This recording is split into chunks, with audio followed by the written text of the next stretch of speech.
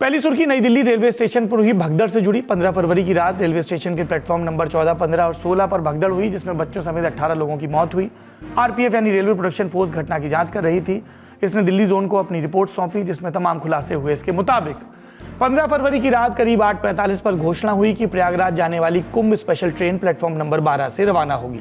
कुछ समय बाद एक और घोषणा हुई कि कुंभ स्पेशल प्लेटफॉर्म नंबर 16 से जाएगी। इस दौरान मगध एक्सप्रेस प्लेटफॉर्म नंबर 14 पर और उत्तर संपर्क क्रांति प्लेटफॉर्म नंबर 15 पर खड़ी थी। इन दोनों ट्रेनों की यात्रियों के अलावा प्रयागराज जाने वाली यात्रियों की भी भीड़ 14 नंबर प्लेटफॉर्म पर मौजूद थी। ट्रेन के अनाउंसमेंट होते ही यात्री प्लेटफॉर्म 12, 13 और 14, 15 से फुटओवर ब्रिज 2 और 3 के जरिए सीढ़ियों पर जाने लगे। उन्हीं सीढ़ियों से मगध एक्सप्रेस, उत्तर संपर्क क्रांति एक्सप्रेस और प्रयागराज जाने वाले यात्री उतर रहे थे। इतनी भीड़ की वजह से धक्का मुक्की हुई, जिससे कुछ यात्री सीढ़ियों पर फिसल कर गिर गए और भगदड़ मच गई।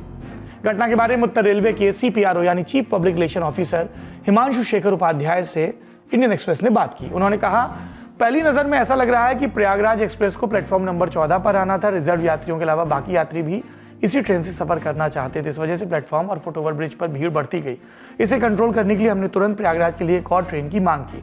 अनाउंसमेंट हुआ कि यह ट्रेन प्लेटफॉर्म नंबर 12 पर आएगी। जैसे ही प्लेटफॉर्म नंबर 14 पर यात्रियों ने अनाउंसमेंट सुना, वो 12 नंबर प्लेटफॉर्म की तरफ भागने लगे। सीढ़ियों और फुटओवर ब्रिज पर अचानक भीड़ बढ़ी, जिससे भगदड़ जैसी स्थिति पैदा हुई।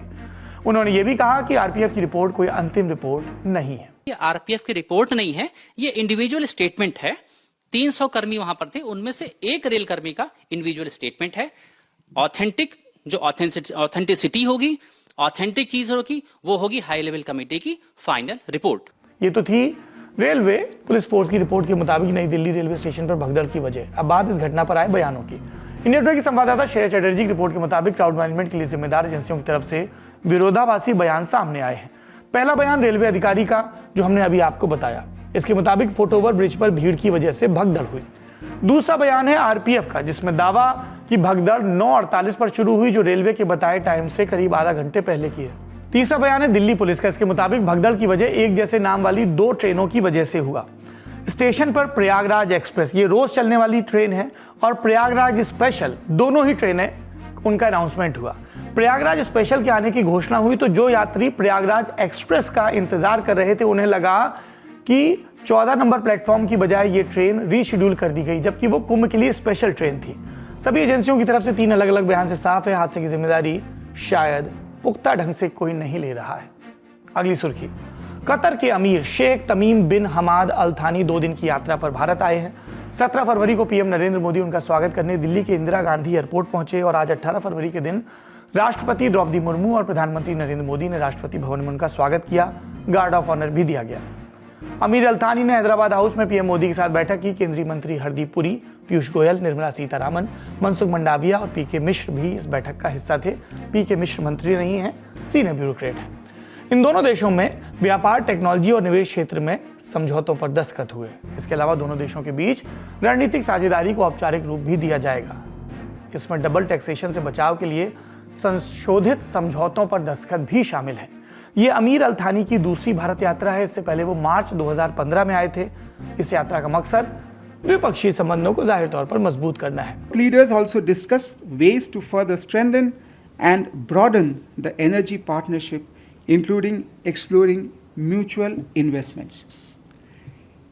India and Qatar today enjoy deep-rooted friendly relations anchored in historic trade and people-to-people ties. अगली सुर्खी, बंगाल से प्रयागराज में चल रहे महाकुंभ को लेकर पश्चिम बंगाल की मुख्यमंत्री ममता बनर्जी ने यूपी के सीएम योगी आदित्यनाथ पर निशाना साधा।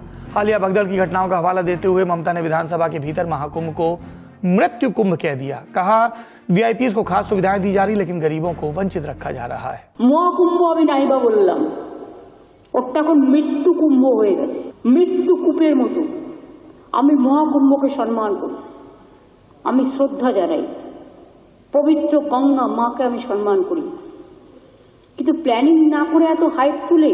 पश्चिम बंगाल सीएम ने यह भी इल्जाम लगाया कि बंगाल के जो लोग कुंभ में मारे गए, उनके शवों को बिना पोस्टमार्टम के ही वापस भेज दिया गया। जब ममता विधानसभा के भीतर ये बयान दे रही थी, उस समय भाजपा विधायक विधानसभा के बाहर गले में तख्तियां डाले ममता बनर्जी के खिलाफ प्रदर्शन कर रहे थे और जय श्री राम के नारे लगा रहे थे और दे रहे थे ये बयान। खूबी क्या है सनातन धर्म की कि तुम कितनी भी गालियां निकालो, फिर भी बर्दाश्त करने की सीमा है। ममता जी, आपको खुद आज इस बात पे लज्जा और शर्म आनी चाहिए जो आपने अल्फाज कहे हैं। इससे पवित्र जगह को आप मृत्यु कुंभ बता रही हैं, इससे बड़ी शर्म की बात नहीं हो सकती। अब जिक्र यूपी का हुआ है तो एक और खबर यूपी विधानसभा से। आज विधानसभा का बजट सत्र शुरू हुआ।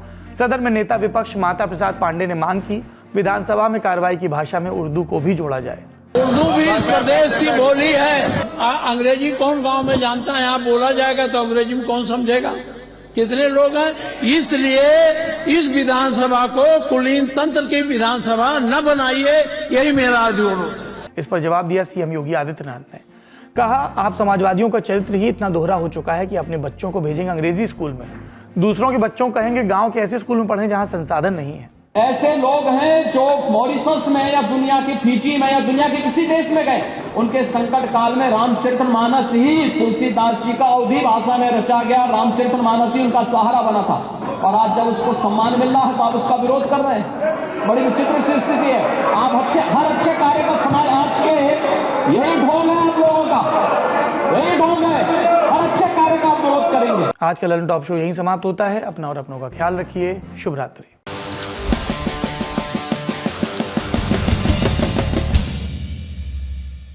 चांस, वही इतना कुछ घट रहा है दुनिया में, आप जहां खड़े हो वहां क्यों खड़े हो?